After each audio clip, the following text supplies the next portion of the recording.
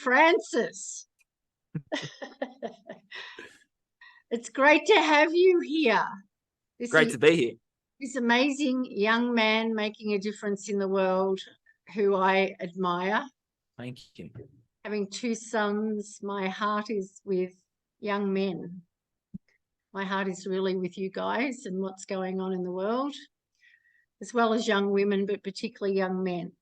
So please tell everyone about yourself, what you do, and first of all, start with that. That'd be great. Well, I'm Nathan Francis.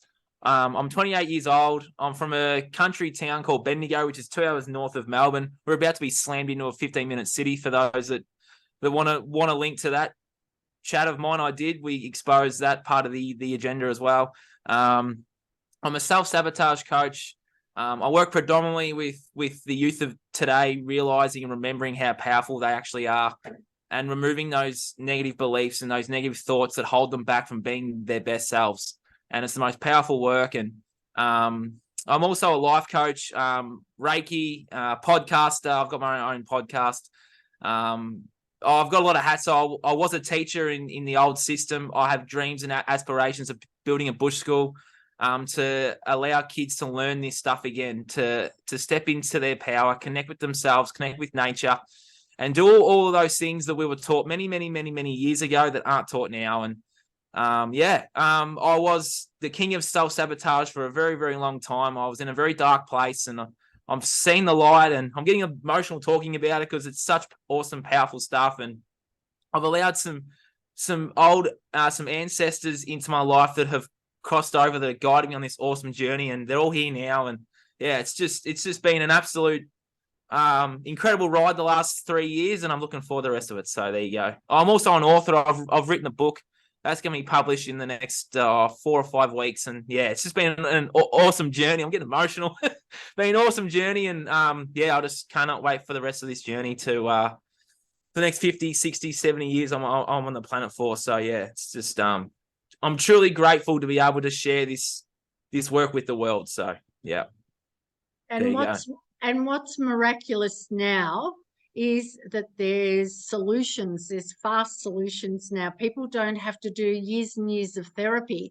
No. So now you're witness to that. You're an example of how people can transform very quickly now. So, but you just have to have the willingness to do it. So I acknowledge you for that. How I developed that willingness, yeah. Yeah, what brought you to self-development, and secondly, what brought you to the freedom movement?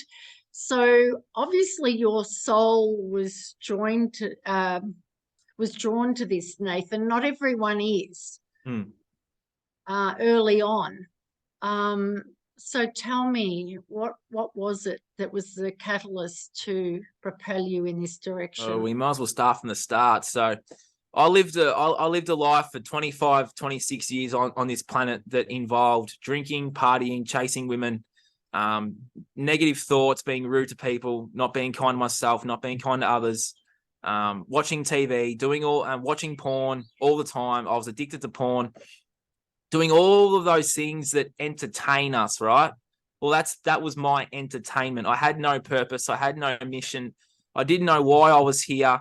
I didn't know. I was so disconnected from myself that I threw myself into habits and cycles of self-sabotage that was a spiral leading me towards my worst life. And I had the aha moment at the start of 2020 when all this stuff with COVID started.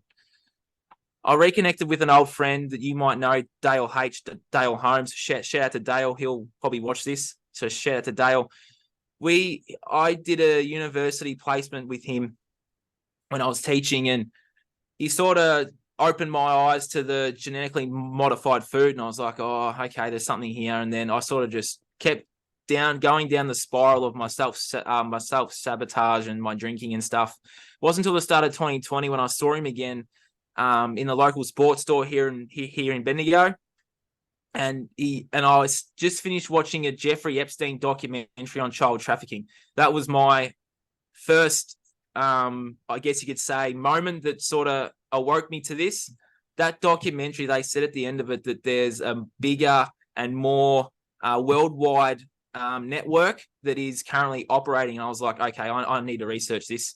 So I saw Dale literally the next day, and he gave me 3 names: Rachel Vaughan, Fiona Barnett, and Rena Michelson. And that was it. I knew that not only were these evil bastards doing this to children, to all of us, they were doing it to children as well. And this inversion, this satanic cult that is operating right now is so evil. And I just thought, well, I'm here to end this. But I didn't know how. I didn't know why. But then as the year of 2020 went on, I started meeting people. I started going to rallies and stuff. I started really delving into what is really going on in the world. And I did that, and I sort of shunted myself away from society. I quit all my self-abusing habits. I quit the drinking. I quit chasing girls, and I didn't really see my friends so much because I was just focused in on what is really going on and how we can rid this world of evil. And and then last year, my brother and I took off to Queensland. We went and reconnected together as brothers. We met some awesome people, and then that's when the self-development work started. I started learning who I was and why I was here. I'm getting emotional talking about it. And I know why I'm here now. And during that as well, I listened to a podcast with Adrian Domenico and Jason Christoph talking about self-sabotage. And I was like, I tick every single box. I'm the king of this stuff. So I was like, I've got to start making change. So I looked myself in the mirror and said, there was one Saturday night I remember in 2021, it was the AFL grand final. And I said to myself in the mirror, I said, I'm going to have one last night with the alcohol, and that's it. No more. So looked myself in the mirror, did that, went and had my last night of partying and chasing girls and doing all those things. And then the next morning, I love it how the synchronicities for me worked. It was always the next morning after I made a change, the podcast with Adrian dropped, and I listened to that chat with Jason Christoph, and then that was it. I thank Jason too. I did his self-sabotage coaching program as well. Learn about the subconscious mind, learn about self-healing, self-development. I've read all these books. I've got heaps of them. I've got Bruce Lipton's books, The Honeymoon Effect. I started learning about the selves through Cellular Awakening with Barbara Wren. Learn about caffeine and how toxic it is through Caffeine Blues. And all this information just kept coming to me. And then I thought, right, well, how can I help people become their best selves? And I wanted to do it with just not only people, but teens and kids. And I went, right, well, I can do self-sabotage, but become and have my own program, my own book. Yeah, and I ended up writing a book in six weeks. I've developed my Breaking Free podcast, my Breaking Free program for teens and young adults now. And I've launched that in the last few weeks. I've got a couple of teens now that I'm working with. This work is so powerful, and I'm so grateful to be able to share it with the world. So that was sort of like my story in like a little 5-minute summary for you. It just happened so fast, so quick. Like the next day I would drop a habit, like something good would come, like a podcast, a book, a piece of information. Even the day after I quit, I said to myself, I quit watching porn. Then I interviewed you only about three days later. It's just been so quick, and I'm so grateful for it. That's what happens when you're on purpose, right? Yeah, soul mission. Yeah, the angels or God or the universe, whatever you want to call it, drop things, the synchronicity happens. So what did you tell me? What did you discover about yourself that was causing you to sabotage? What were your fears? What were the negative thoughts? What did you discover? I always knew I was here for a reason. I just didn't know or how or what actually was. I knew I was going to be teaching, but I just didn't like that mainstream system. We can talk about that later. But in terms of my negative thoughts, well, I was always looking at myself and the things that I was doing. I just hated myself for them. I was so scarred from love from a very, very young age. I had a girlfriend that I was so fixated on. I wanted to be with her all the time. I isolated myself from my friends and family. I was scarred from love, and then we obviously ended things. She cheated on me and stuff too. And during all of that process, it really broke me, and it scarred me from love, and it set me on a path of self-destruction. It really did. And it took to get to the most dark place in my thoughts and in my mind that I just had to I just needed some sort of light, some shining light. And I allowed that in at the start of 2020. And I'm so grateful for it because it's my grandfather. He's sitting right here right now. Yeah, beautiful. Spirit. So what do you think was the main program that was sitting in the background for you? Fear. I am what? What was fear. the fear? It was the fear of love, fear of being someone different. Because I knew I didn't really fit into society, but I fitted in anyway. It was just the fear of being different. Yeah, like something like I'm unlovable, or yeah, I'm not worthy, I'm not enough. Those sort of beliefs, yeah. Which they're the beliefs that are common. Yeah, they are. Yeah.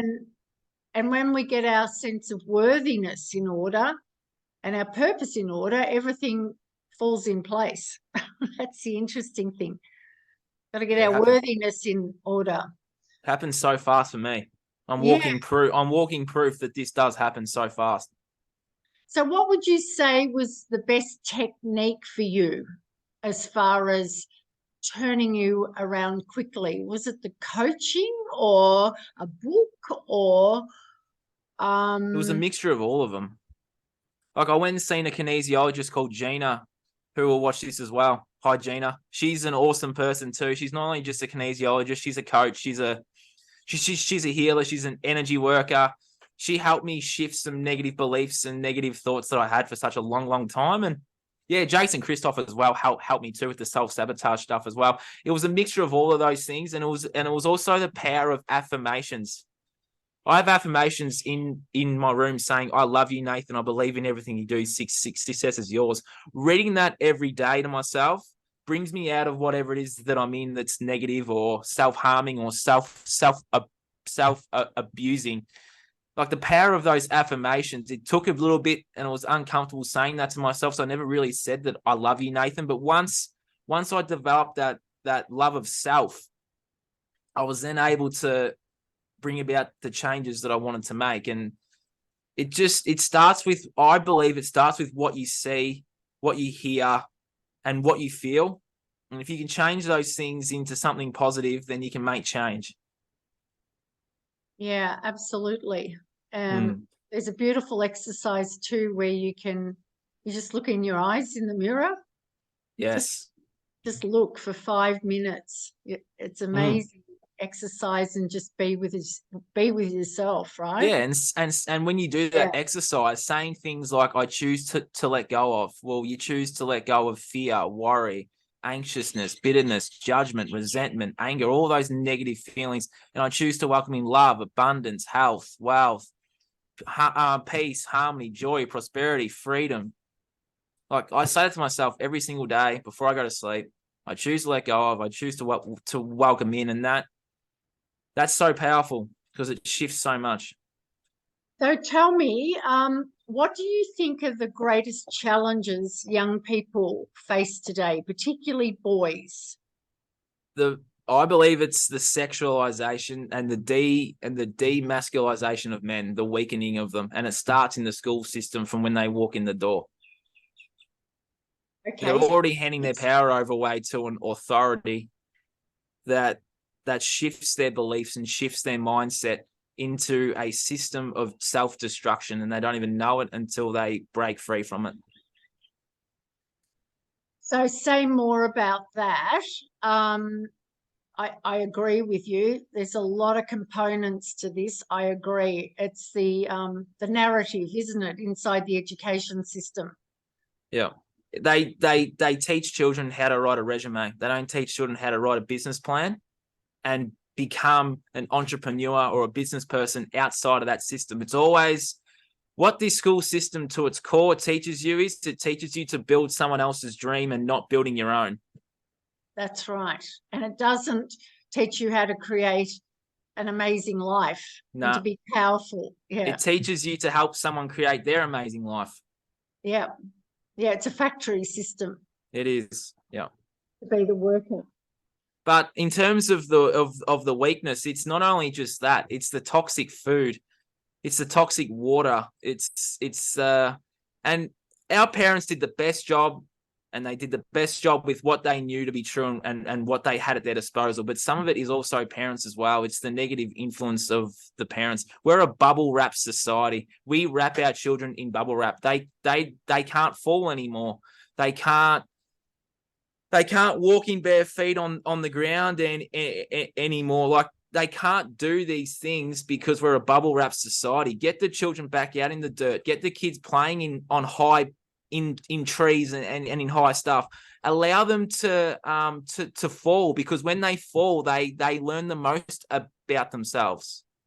And it's like when a children falls over now, everyone's quick to get around the child and screaming and carrying on. It's bullshit. It really is. Let that kid fall and let that kid learn. I totally agree. It's a bubble wrap society, and it's, oh my goodness. When I was young, because I'm older than you, but I mean, my mum, I think about it now, the parents are freak. I used to go on my bike on a highway without a helmet, and we would ride to the football, and it was like 15 k's away. It's fear now. I was about 11 years old. Yeah. Well, parents are in fear now. They're in fear of the sun. Oh no, we got to slather on this toxic sunscreen that causes cancer, and dress them up in all these long sleeve clothes. The kids aren't getting sunlight anymore. They're stuck inside playing video games. They're flapping it off to porn because they're exposed to porn from 8, 9, and 10. Like, this cycle is just repeating itself. It's time that people get off this cycle and learn what it is to be human again, because everyone is so far and so disconnected from themselves that it's then going down through the generations that our kids of today. My goodness, they're so disconnected from themselves. But at a soul level, they know. 100%.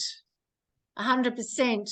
And the birth rate in the world, like they talk about overpopulation all the time, but the birth rate is like, it's below replacement level in 70% of countries. Do you know that? Wow. No, I did not know that. No. In the world. So there's actually going to, and that's not talking about what the has done too, right? Yeah. So in 20 years' time, we've got a crisis. Like, there's actually less and less children being born. Yeah. But those children that were born after the year 2000, they're the most powerful beings and powerful souls on this planet. And those really ruling us know that. And that's why all this shit's happening right now. That's why there's this transgender agenda. That's why there's this sexualization from an early age. That's why they're going after the children right now, because they are the most powerful beings, and they're the ones that we are showing them the door. They're the ones that are going to walk through it and build this new earth, this new world that everyone's talking about. It's those kids right now that were born after 2000. Okay, so I totally agree. Yeah. So let's go back to intimate relationships for you. Okay, righto. Intimate relationships for me, well, I only ever really had one, or like when I lost that girlfriend, I would have nice girls come in and I would self-sabotage those relationships. I would go and cheat on them, or I would go and I'd ghost them, like a term that us young people use now is ghosting them. It's when you do your thing with them and then you don't talk to them again. Oh, I did that so often, and facing that during my dark night of the soul, or during my awakening, you could say, was I had to forgive myself for that, and forgive that other person, and thank them for the journey, and thank myself for the lesson. And walking that path of forgiveness has not been an easy one for me, but the last couple of weeks, yeah, it's brought up some stuff, walking that path of forgiveness. But it's forgiving myself first, though, because I allowed it to happen. Yeah, and the big one too, as you know, is about the relationship we have with our mum and dad, and forgiving them and forgiving ourselves around the relationship that we've created with our mum and dad. Yeah, just changing your perception, seeing them in a more positive light, and you thank them for what they taught you. They did the best they could with what they had and what they were given from their parents and so on. Grateful for the experience. And you and I, we chose our parents. I believe that on a spiritual I level. believe that too. We did too. Yeah, we chose our parents to break the habits, to break the cycle. Yeah, at the a DNA cellular level. Yeah, the generational beliefs or past life events that have happened to us or whatever. Yeah, 100%. Okay, so and also your relationship with your brother has been an interesting one. Yeah, that has been an interesting one. We did a podcast on that. We've done 2 podcasts on that now, but just a short summary. I wasn't able to accept my brother for who he was for such a very, very long time. And once I was able to accept him for who he was, our healing journey started, and our healing journey together has been up and down, but I wouldn't change it for the world, because we were in a place where we weren't going to speak to each other for a very, very long time. And for us to go away this time last year and really come together and sort out the issues that were keeping us apart, and to find common ground first, and then to slowly come together, has been an absolute pleasure. And I'm so grateful that he's in my life as my best mate, because over the last 3 years, if I didn't have him, I don't know if I'd be sitting here talking to you. I really, really don't. So thank you, Geordie, if you'll leave whenever you watch this, mate. Yeah, amazing. So how has being in the freedom movement affected your relationships, and how have you dealt with that? Because I know it's a challenging one for everyone.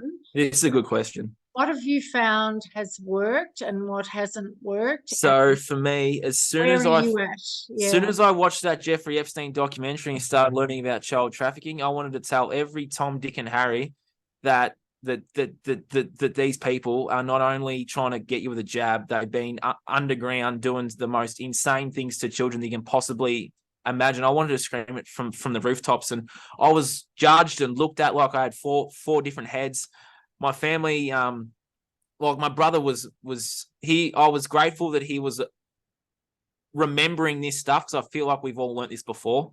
That's a spiritual thing too. I'm grateful that he was remembering this stuff as well, because whenever I tell him something, he'd go, "Oh yeah, well, that definitely makes sense." But I wanted to tell everyone, and I was expressing my views in a way that was coming across as very, what's the word I'm looking for? Very demanding. Very forceful. Yeah, I was very forceful with them, because I knew something was wrong, and I was finding all this stuff out. I was finding out that microwaves are toxic. I was finding out that Teflon pans, the non-stick pans are poison. I was finding out our food's poison. I was finding out our air's poison. I was finding out that the sun's actually good for you, and the toxic sunscreen causes cancer. Yes, Pete Evans is not crazy. That bloke's right. That's that mainstream toxic sunscreen. My goodness. I was finding all this information out. I could go on for days about it, but I was very forceful. I was trying to save everyone from this deadly jab.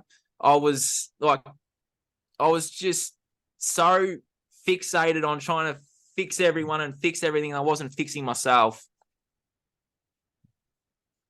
Interesting. And it affected everything, because once I quit myself abusive habits, I just quit my friendships. I was like, no, well, I figured, I just had this thought and this belief that we only ever had chasing girls and drinking beers and, doing all those things young blokes do.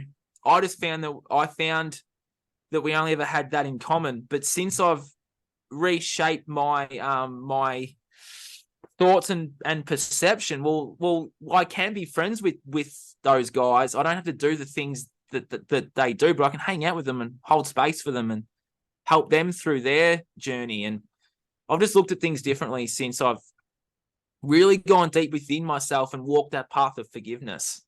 But back onto the last 3 years, I was trying to tell every Tom, Dick, and Harry that most celebrities and most leaders are pedophiles. That's pretty much what I was saying to people. How did that work for you? Not very well. Well, I showed the Bill Heffernan speech a lot, so that was sort of, it's like, oh yeah, okay, well, there's 28 names on a list that's been suppressed. Well, yeah, it's like, well, they're hiding that from you. They're also hiding the ingredients of that jab in you as well. So I was really trying to push that home, but I was doing it in a really, forceful way. So how have you changed that? Have you found, I think we all, most of us, started off doing that because we were trying to save everyone and Yeah. panicking. You know, we went into fear. That's fear-based, That's right? it. Yeah. Yeah. To even communicate like that, because I know I did as well, and I am highly trained in communication. But it's like, so how have you transformed that, and how do you have those conversations now with people who Well, aren't awake? instead of bringing in, instead of them being in a forceful, it's like I just ask questions. Yeah. You just ask questions. You just go, well, do you know what's really like a question like if someone says, "Oh, I don't know why I'm still drinking," or I just drink to have a good time. It's like, well, why do you do the things so it's I just sort of just ask a question that sort of gets them thinking. So if someone is, I'm just trying to think of an example. It's hard at the top of my head. If someone is okay, here you go. So someone might be aware that the food's toxic. I'll go, well, did you know that those people that spray the foods with pesticides and herbicides, did you know that they're also doing that with the air that we currently breathe? Like, look up at the sky. Can you perhaps do those look like clouds? Those big long lines, or well, they made you take a jab for your job, right?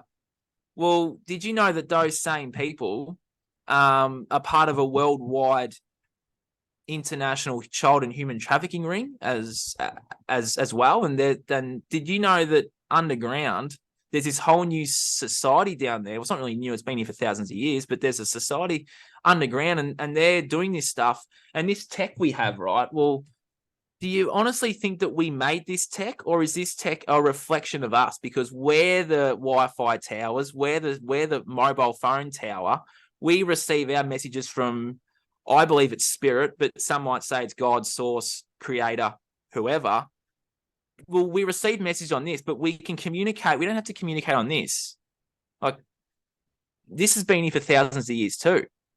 But this only exists because we're the real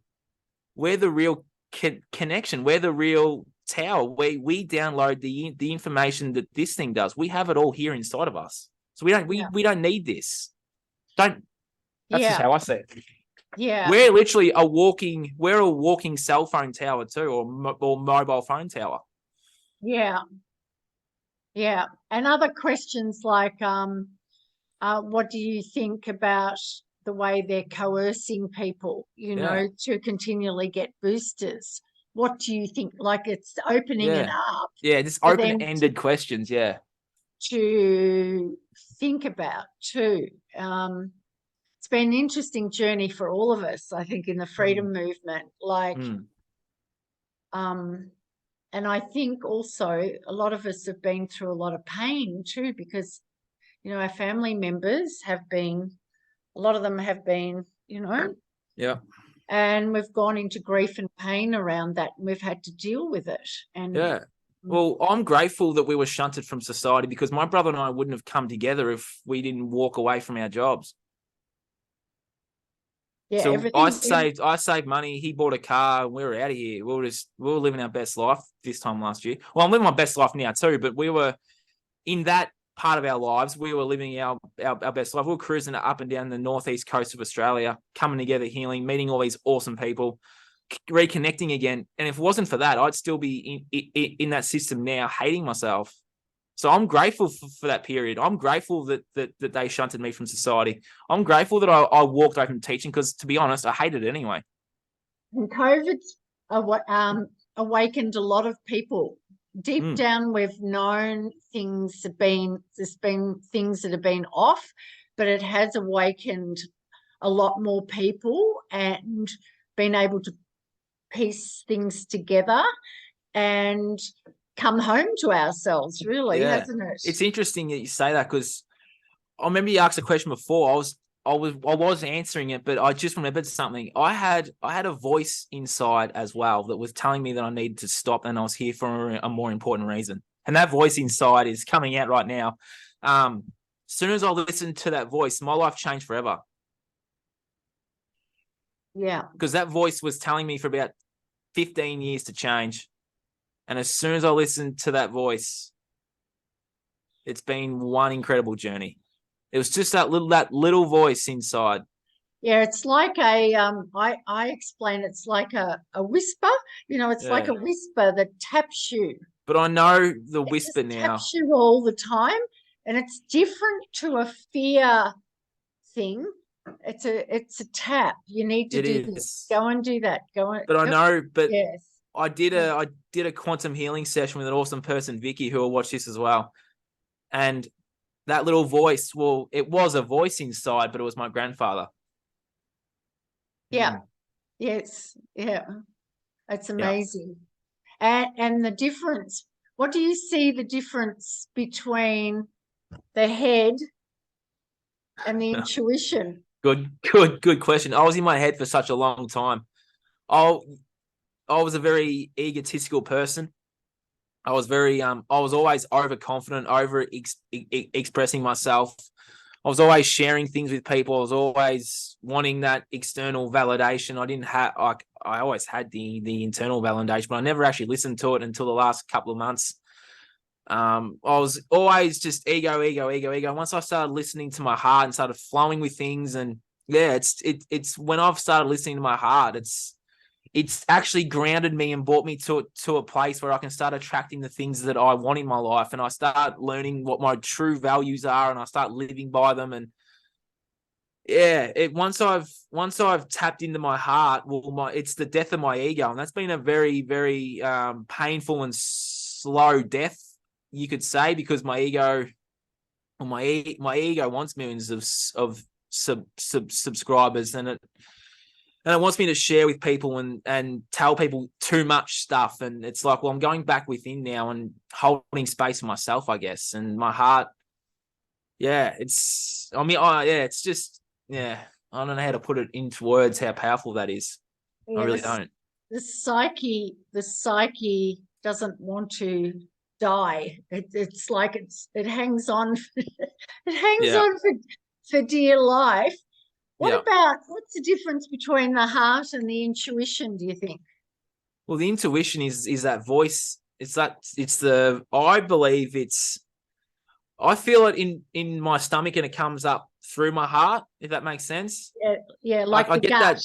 that gut feel, and then it comes up through the heart, and then I just ask the question of my body, or there's spirit guides here too. I just ask the question. I always get the answer, whether it's through a synchronicity, a song, or numbers, or people, or just little moments during the day. I'll get the answer, or sometimes I'll just get a flat out yes, and I'll get covered in goosebumps.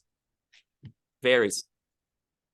Yes, I believe when I get a lot of goosebumps, that's really confirmation that I'm on the right track. Funny you say that. I've been sitting here in goosebumps for the last 45 minutes.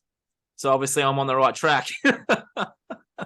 You are. I can confirm that. Yeah. Thank you. And I'm not God. Oh, Well, I believe we're all we're all a fractal of God. We are. We have that inside of us. Yeah. That's right. We're a co-creator with God. We are. Absolutely. We've been going for 42 minutes. That's all right. I just want to make one more point. Yeah.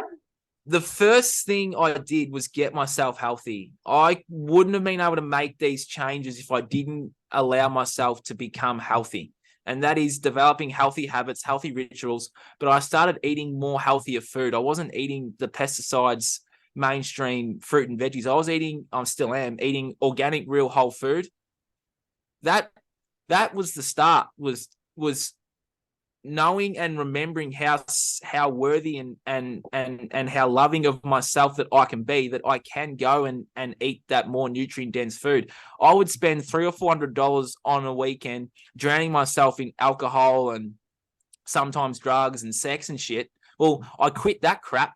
I have money to afford organic, real, nutrient-dense food. You don't need the Netflix. You don't need the Stan and all these TV subscriptions, OnlyFans, porn subscriptions. If you remove that from your life, you can go and afford the organic food. To be honest, it's only $1 or $2 more than what you're paying at a Coles or a Woolies that's full of crap. And if I didn't allow myself to become the healthiest version of myself, then I wouldn't have been able to change the way that I have. And that's why it happened so fast, because I took control of my health again. Yeah, because the body's the temple, right? Correct. It's our temple. Yeah. And we now in the forget last that. few weeks, Yeah. and I've instilled these I call them positive or life building habits or rituals or whatever you want to call them, ceremonies, whatever. It's just simply I take time out of my day to journal, exercise, eat good food, maybe fast a bit as well. Fasting's good for you. Eat less, but eat more of nutrient dense whole food. Like all of these things eventually, like we're all looking for that quick fix and that doctor or that coach or that guru, that spiritual energy healer.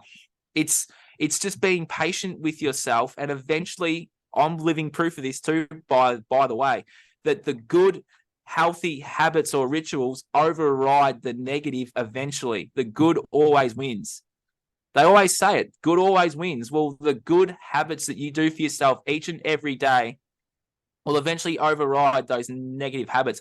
Yes, I was doing all these awesome positive things, but I was still watching porn. But those positive habits and meeting people like you and meeting other people and finally understanding that I am more self-worthy and more enough than watching porn, my good daily habits have now ended that addiction that I had to porn. And that's meditating, exercising, laying out in the sun, drinking heaps of water, magnesium, like fruit, veggies. I take black dirt, fulvic acid. I make a detox juice. Like I do those things because it makes me feel good, but it also overrides the need to have or to allow those negative influences, those negative thoughts, or those negative habits back into my life. Yeah. But if I have the need or the want to go back, I have the conscious awareness to go, well, why am I going back to that? What am I chasing from that I can't get from myself?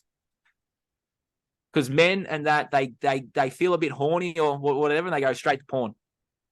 Allow yourself to feel that. That's right. Allow yourself to feel it. Yep. And breathe and go, I choose to let go of, I choose to welcome in and watch your life change. Yes. And it's okay to feel sad or angry. It or is. I've been very emotional throughout this whole chat. It's okay to cry. Yeah. And it's okay to just sit in the sadness rather than have to go and get a drink to drown it or go to porn to drown it, Correct. Sit with it. I believe that pain is the best teacher. Pain is the teacher. If you're in pain, it's teaching you and showing you something that requires you to go deep within yourself and make a change.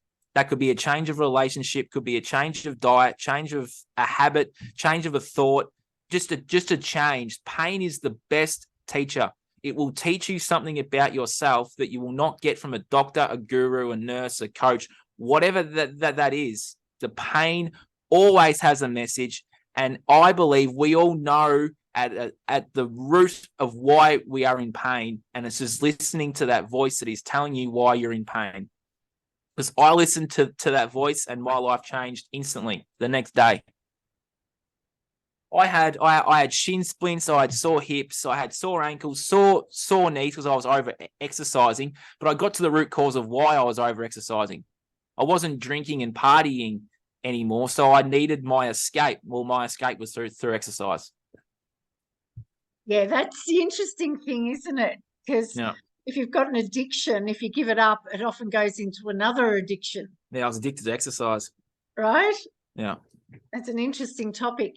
Anyway, Nathan, you're extraordinary. I've loved talking to you. Thank you. I just want to thank you for this amazing chat, and I know you're making an amazing difference. Where can people find you? People can find me on teenageselfsabotage.com. They can email me personally at nathanselfsabotage@gmail.com. They can follow me on Instagram, NathanJ94, and that's 2 underscores.